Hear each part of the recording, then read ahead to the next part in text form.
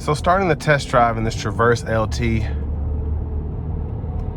I've said this before, I really like the powertrain here, having the 2.5 Turbo 4 with an 8-speed. Not necessarily the 3.6 V6, but it gets the job done. I really like how they did this powertrain setup here.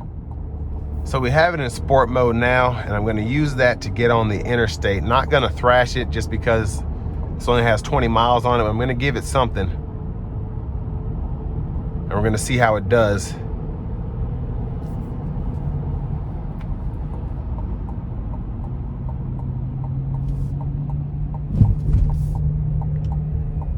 Nobody's behind me, gonna slow down, and here we go.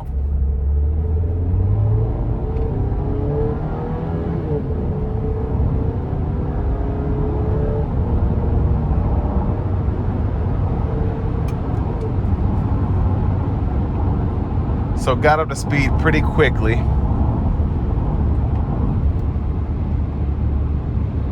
And then we do have the adaptive cruise here, which I was not sure about, but again,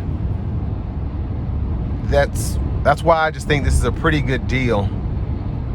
And honestly, I think GM's kind of behind the curve, because Toyota, you pretty much get all that stuff standard. Honda, you pretty much get adaptive cruise standard, but we finally have that standard here on the LT, along with the lane keeping system. And it's just, I feel like this is finally ahead of the curve. I think Traverse has been kind of just struggling to keep up here, but exterior styling is fantastic. Love the new interior, new gauge cluster. And then now that we have the tech features to go along with it, I just feel like this is a real game changer. Ride quality is good. Wind noise is held at bay. Not hearing too much road noise on these thicker tires with the 18-inch wheels. But just an overall pleasant driving experience so far. I'm gonna put it into normal mode now, because that sport mode is it's very sporty. Let me just put it that way. But overall, again, I just think for this money, in today's market, you get so much here. And I just did a review on the Acadia Denali, which is about 20 grand more than this one is. And you get a lot with that, don't get me wrong, but there's also a big difference between paying 63 grand for a vehicle and paying 43 grand for a vehicle. And I don't think, if you have to choose between paying 63 and 43 because it's that big of a deal, I think you should go with this one, just because you get so many standard features.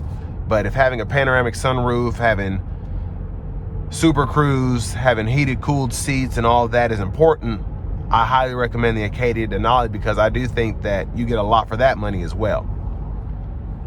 But this just feels more like a bargain in today's car market. I mean, 43 grand's a lot of money, I think, even with inflation and all of that. But still, comparing to everybody else, you get a 3-row SUV that's pretty roomy, with this one having the trailering package, pretty capable. And again, you just have a lot of tech that we're not used to with a Traverse, that kind of keeps up with everybody being in this race to having the most technology in 2024. Having blind spot monitor standard, the auto sense lift gate standard, the adaptive cruise standard. These are just big points that GM used to not really care about. I think long term, you had to get a driver confidence package, or you had to get a convenience package, you had to do this, do that. But all this stuff just finally being standard, like, hey, you get the Traverse LT, you get all this stuff. It's nice to see that.